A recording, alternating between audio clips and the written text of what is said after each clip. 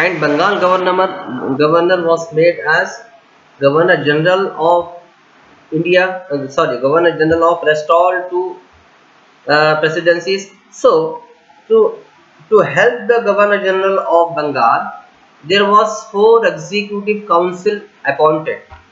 They appointed four executive council uh, according to this Act 1773. Okay, regulating Act 1773. Bengal British government appointed four executive council to help the Governor General of Bengal, and one executive council for Bombay presidency, and one executive council for Madras presidency. This was the step taken by the British government in Regulating Act 1773. The next feature of Regulating Act was if if the Governor General of Bengal he required to create a new law. If he required to create a new law, if he need to create a new law, to pass a new law, then the main important thing is that all the four executive council should support that law. Okay, if four executive councils are against the new law, then that law cannot be passed and that law cannot be implemented on whole domination. Okay, so to create a new law, to pass a new law, okay, to execute a new law, all four generals should all four executive councils should agree with that, should sign on that law, should sign on that law papers. This was the main feature through the regulating act started by the British government. Even though the Governor General has the authority to start a law, but the law will be passed if and only if all the executive councils, uh, including that, including the four executive councils of Governor General, along with other two executive councils of Mumbai and Bombay and Madras, all the executive councils should sign on that agreement that this law can be implemented, this law can be passed, this law can be allowed to obey for the people. Till then only the law should be will be passed. Till then the law cannot be passed. So this was the restrictions in the authorities of the Governor General of Bengal, and similar conditions were applied to the other two governors of Bombay and Madras. Okay, if the governor of Bombay and if the governor of Madras required to create a new law, then that law can be implemented only in his presidency. That means if a governor of Madras has created a new law, then that law will not be implemented in Bengal and Mumbai.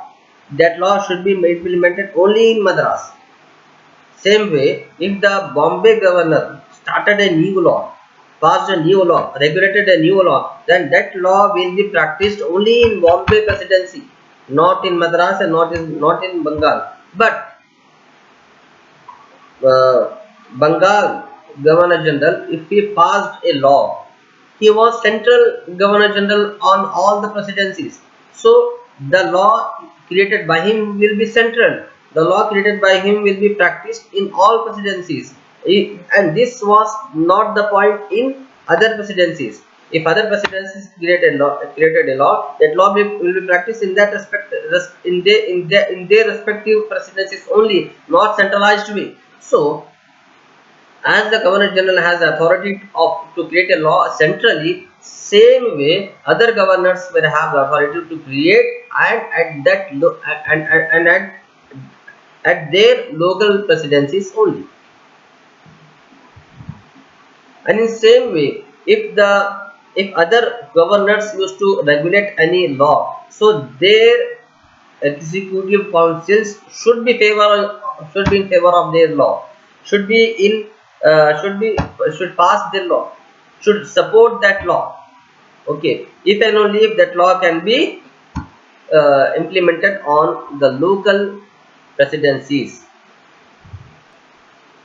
And the last and the main and important feature of regulating act was the British government was supervising that in what ways the East India Company is getting the income.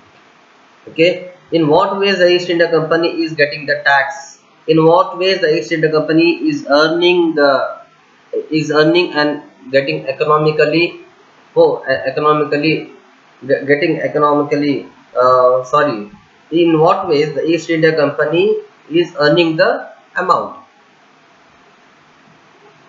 So when British government started supervising, they came to know that East India Company is getting that tax from territorial positions also.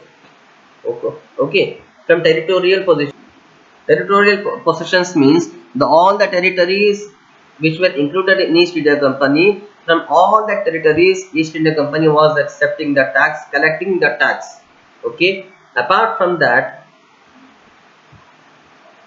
Apart from that, East India Company was collecting the tax of salt tax also. As we have earlier learned that there in India there was collection of salt tax from many past years. Not only the British government, not only the East India Company, but Mughal emperors and the emperors who passed before the Mughals also started collecting the tax. So tax on salt was not so early. It was very old. It was very ancient. It was very historical. So East India Company was also collecting the tax for a tax on salt. And against this only, the Mahatma Gandhi started a mission to not to collect the tax on salt satyagraha. Against this only, the Gandhiji started salt satyagraha. And along with all these features, through the Regulating Act of 1773, British government uh, British government stated that in East India Company, any employer of East India Company, any officer of East India Company cannot involve in private trade except their duty. They cannot do any other. They cannot perform any other duty except their work. They cannot perform any other work privately. This is was this was very important to eliminate the corruption from the officers of East India Company. This was included in the feature of Regulating Act. Through the Regulating Act only, British government supervised that officers is not involved in any other kind of trade, any other kind of job, any other kind of work except their work of East India Company.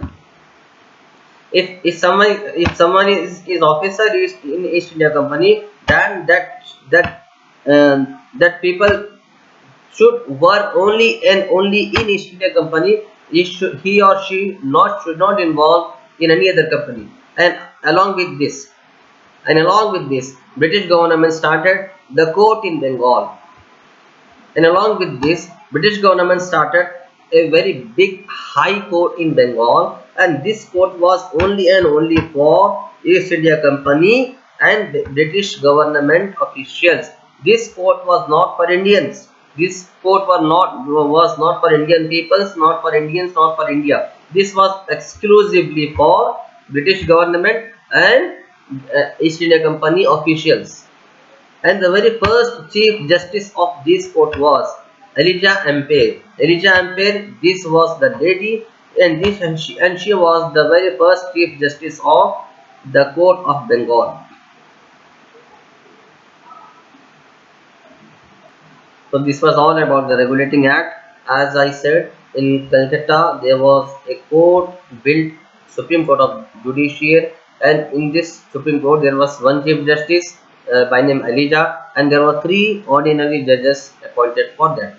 Like this, as the name of the Regulating Act suggests, the act was aimed at regulating the company affairs and its administration in India.